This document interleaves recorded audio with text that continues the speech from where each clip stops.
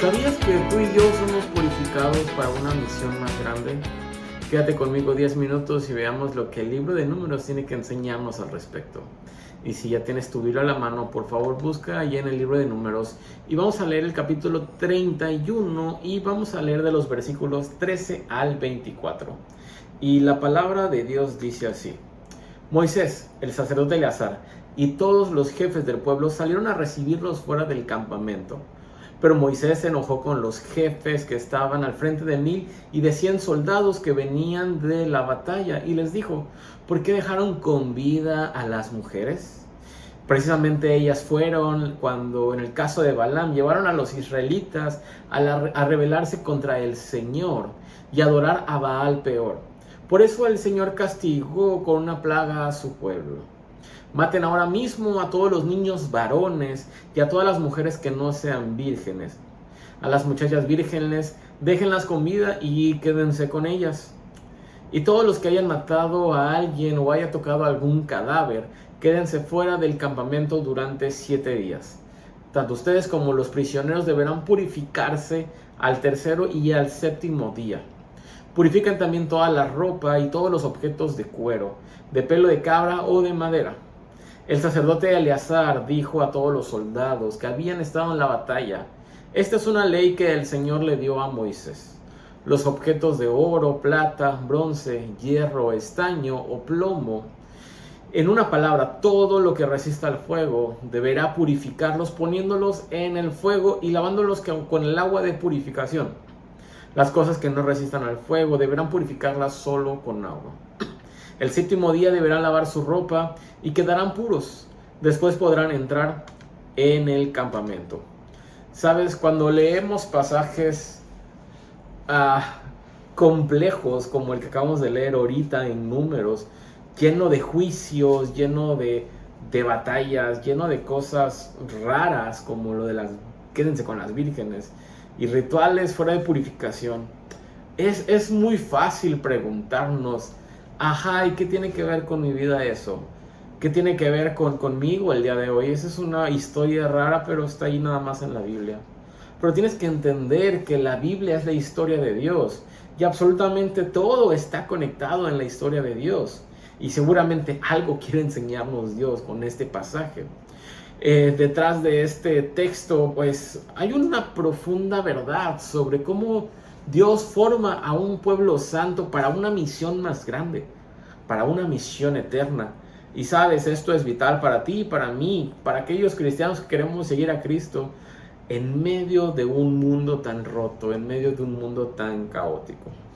Número 1, algo que tienes que saber es que Dios toma en serio la santidad. Dios toma de verdad en serio la santidad. En este paisaje, Moisés se enoja con los líderes, y es muy claro, con los líderes militares porque no obedecieron completamente las instrucciones de Dios. El pecado de Israel con las mujeres madianitas ya habían traído juicio anteriormente. De hecho, en el capítulo 25 puedes ver que ya había sucedido, ya había pasado esto. Y ahora Dios quería que aprendiera, que su pueblo aprendiera que no pueden tomar a la ligera el llamado a ser santos. Números nos dice: sean santos porque yo soy santo. Y sabes, algo que tienes que entender es que el pecado no nada más tiene que ver con romper reglas. El pecado va más allá. El pecado tiene que ver incluso con tus prioridades. Tiene que ver con que tú tengas prioridades por encima de Dios. Y ahí ya estás en pecado. Y este es el gran pecado que tuvo el pueblo de Israel, que su corazón no estaba Dios en primer lugar. Había un Dios, tenían dioses más grandes. Pero ese también es tu pecado y mi pecado el día de hoy, que tenemos otros dioses aparte de Dios. Dinero, éxito, pareja. Tenemos muchos dioses, pero sabes, esto le pasó al pueblo de Israel y volvió a pasar de nuevo. Estaba volviendo a pasar. Israel estaba en peligro de volver a caer en el mismo patrón si no tomaban en serio la pureza que Dios demandaba. Y el gran problema con nosotros es esto, que tú y yo caemos en el mismo patrón, probablemente porque no tomamos en serio la pureza que Dios demanda. Sabes, vivimos en una cultura que incluso normaliza lo que Dios puede llamar destructivo.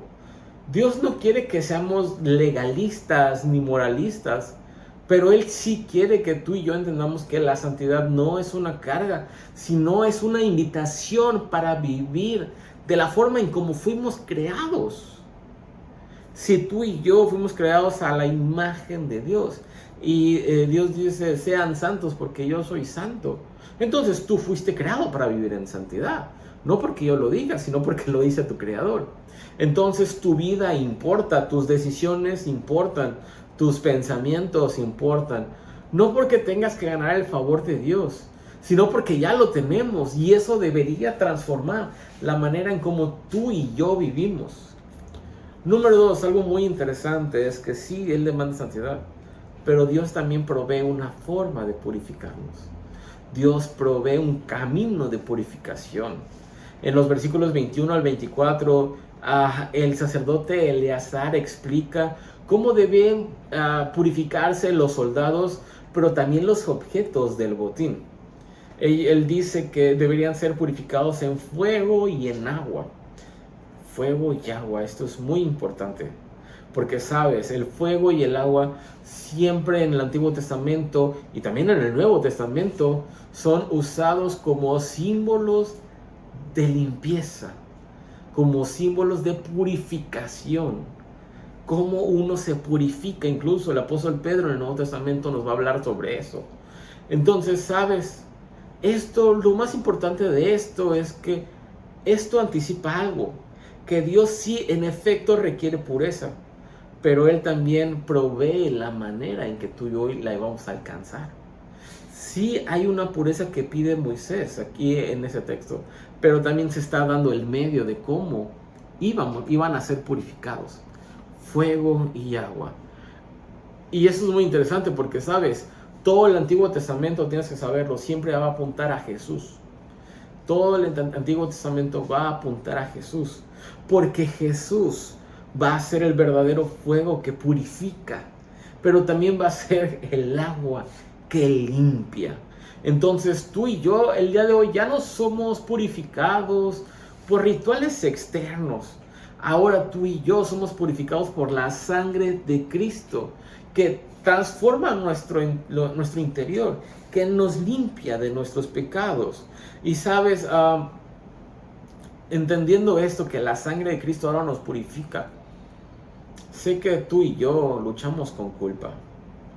Sé que tú y yo luchamos con fallas repetidas y, a decir verdad, tú y yo no podemos presumir de que amamos a Dios porque le llegamos a fallar muchas veces y repetidas veces.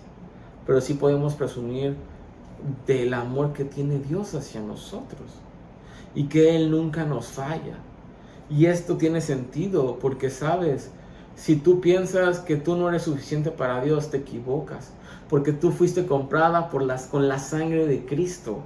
Y te equivocas porque tu vida valió el sacrificio perfecto del Hijo de Dios. Entonces aquí es donde está la esperanza en el Evangelio, de que Jesús no nada más te limpia de tu pasado, sino que ahora Él nos equipa a través de su sangre y su sacrificio para vivir con un propósito ahora en el presente. Entonces tu identidad y mi identidad ya no está definida por nuestros fracasos, sino por la obra de Jesucristo en la cruz. Y esto es purificación, ¿sabes?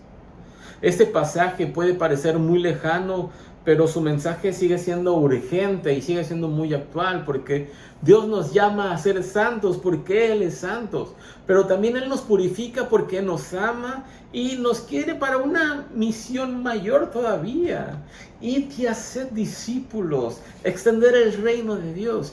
Pero necesitamos el proceso de transformación, necesitamos el proceso de purificación, y no nada más en ese momento, sino a lo largo de toda tu vida. Sabes, tú y yo no fuimos salvados para portarnos bien nada más. fuimos purificados para llevar esperanza, para llevar verdad y para llevar amor a un mundo que no conoce de Dios y que se está cayendo a pedazos. El mismo Dios que exigía limpieza en el desierto, ahora nos ofrece purificación a través de Cristo Jesús. Entonces, solamente cuando tú y yo entendemos cuán profundamente hemos sido amados y limpiados por Cristo, es que ahora que tú y yo podemos vivir en pureza y con una valentía en un mundo que necesita de la luz de Cristo. Padre Celestial, muchas gracias porque tú nos enseñas a través del libro de Números. Gracias porque tú nos recuerdas lo importante que es la purificación. Pero también nos recuerdas que tú proveíste un medio para la purificación, Señor, ahora en tu Hijo Jesucristo. Padre, perdónanos porque fallamos, Señor. Y fallamos algunas veces, repetidas veces, Señor. Pero seguimos pidiendo, Señor, que sigas transformando nuestra vida. Sigue transformando nuestro corazón, Señor. En el nombre de Cristo Jesús. Amén. Nos vemos el día de mañana para otra devocional. Que tengas buen día.